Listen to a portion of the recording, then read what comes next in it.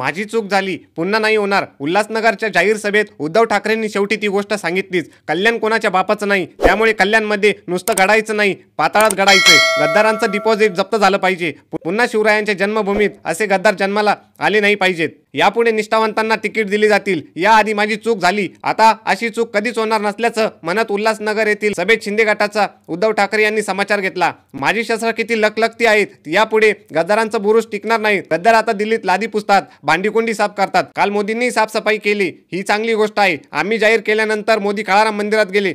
तसंच आता मी जाहीर करत आहे की मी शिवनेरीला जाणार आहे. आता मोदींनी माझ्या आधी तिथे पोहोचून थोडी साफसफाई करावी, असा टोला त्यांनी काळाराम मंदिरात मोदी यांना केलेल्या साफसफाईनंतर लगावला आहे.